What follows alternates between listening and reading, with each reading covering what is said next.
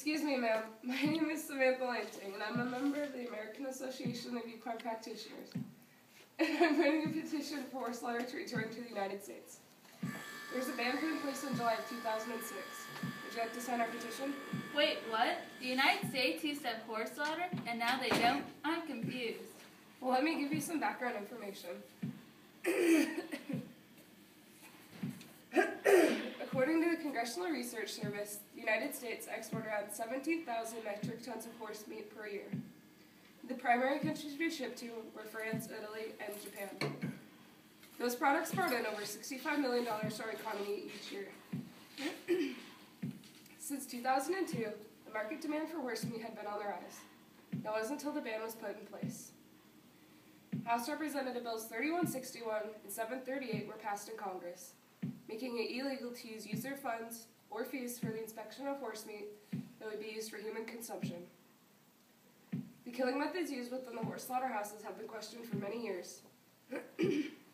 Many groups have been disturbed by the use of captive bull pistols, followed by the bleeding out of the horses. And other groups are still unsatisfied with the conditions in which the horses are transported in. In the 111th Congress, Senate Bill 727 was introduced. S-727 proposed to make it illegal to knowingly possess, ship, sell, or receive any horse, horse flesh, or horse meat intended for human consumption. I raise this concern to you because it's becoming an issue in our local area. Edom Club Plateau is home to many farms and equine facilities, and now that the ban has been put in place, many of them are hurting. I hope that you join me in the fight to bring back horse slaughter to the United States, and if nothing else, back to Washington State. Would you like to sign our petition? I would enjoy signing your petition today, but I feel I don't understand all the pros and cons of the issue at this time.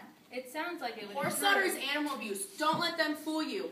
I'm Annie Berklet and a member of People for the Ethical Treatment of Animals. PETA has more than 3 million members in the United States, and we concentrate on saving the animals that are being treated cruelly around the world. Horse slaughter is something that we have come to stop, and I want to keep it that way. These horses are already in pain, and the way they are treated at these facilities is horrible. I hope the animals don't get put into any more pain than they're already in. What's the treatment like when they're sent to slaughter? What people need to understand is that these horses spend their last few remaining days of life being trucked on overcrowded trailers, and in some cases have no food or water for days. In an article from the Humane Society of the United States website called Facts on Horse Slaughter, I read that undercover footage from inside these horse slaughter facilities showed how horrific they were.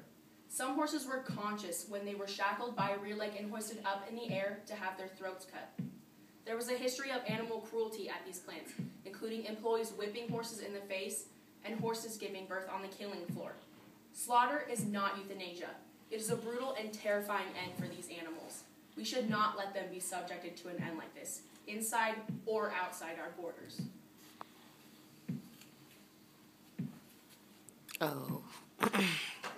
Next. As Annie said, it seems that the hauling of horses can be dangerous. But as Sam pointed out, he depends on the horses that are sent to slaughter to properly on his business, while keeping the unwanted horse rate down. Would you like to sign our petition? Wait 1 second. There is no such thing as an unwanted horse. My name is Rebecca Blake, and I work as an equine therapist. Equine therapists work to improve the mind, bodies, and spirits of children and adults with disabilities through equine-assisted therapy.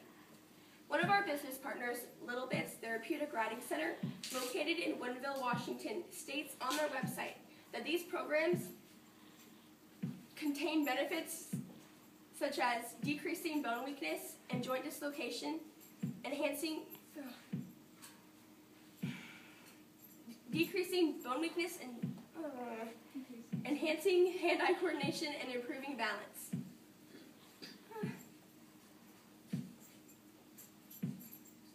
Someone is always looking to add a horse to their life. If people cannot afford to feed their horses, then they should send them to the animal shelters that our tax dollars already pay for. These shelters allow horses to live a full, healthy life without the result of being slaughtered. I must agree. In my opinion, human health should come before animals' health. Using horses to help humans and saving the horse sounds like a better idea than sending them slaughtered, but has it been proven?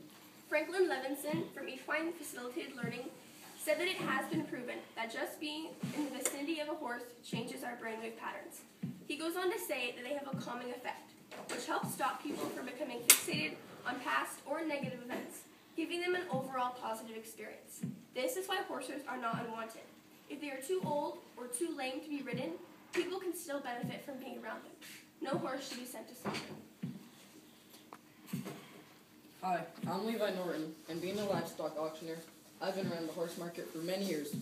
Just the other day, a good friend of mine, Ronald Mariotti, who is also an auctioneer, commented on the condition of the horses for an interview in the Seattle Times. Ron said, "I see a lot more skinny horses come to market. A lot more horses that are off flesh come to market. People can't afford to feed them."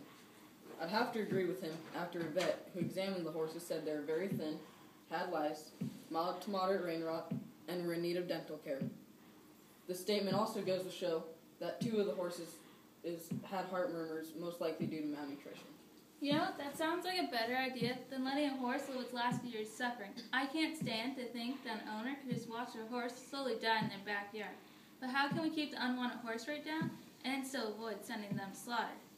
According to the American Association of Equine Practitioners, the average cost to feed a horse for just 1 year is $2,340.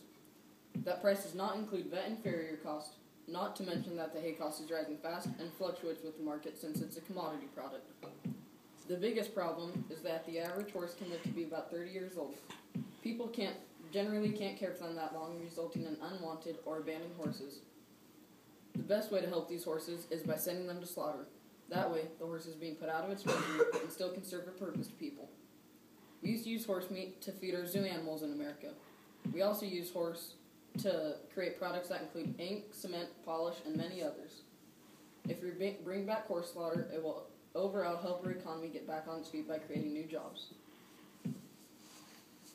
As Rebecca said, horses can be used in rehabilitation facilities. But as Levi pointed out, the horses are suffering can be used in many other ways.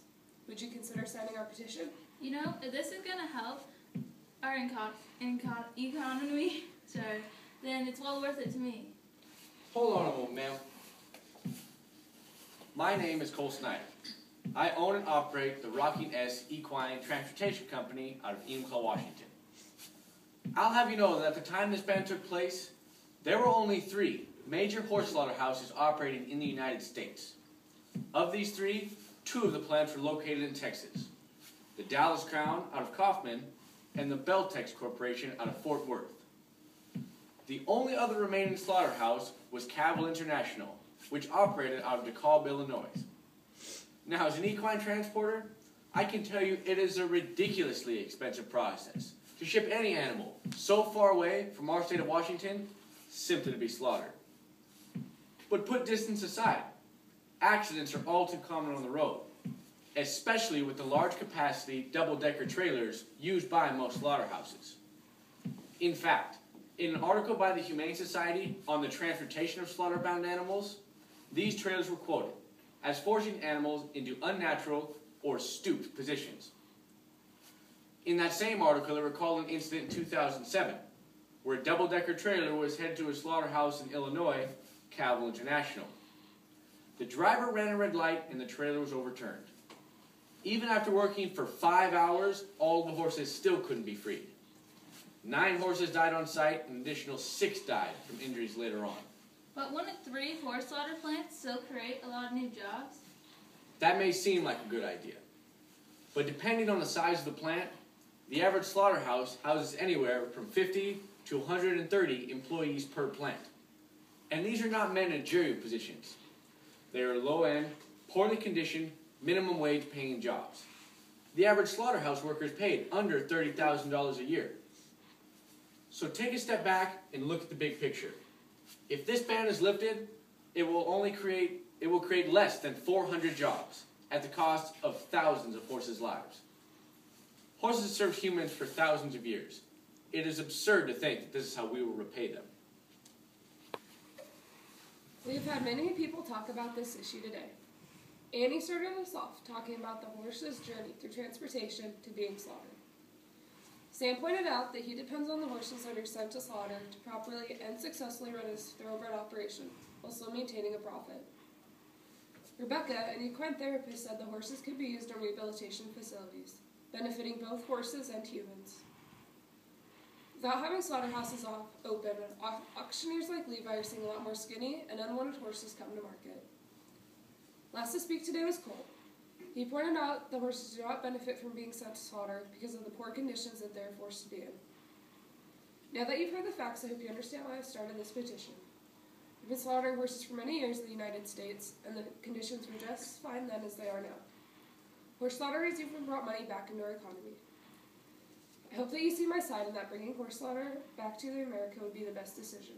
I urge you to sign our petition. I've listened to both sides of the argument and taken each side into consideration. I'm sorry, but at this time, I don't feel comfortable committing myself to signing your petition today, as I feel that the ban against horse slaughter in the United States is a bigger decision than I thought earlier today.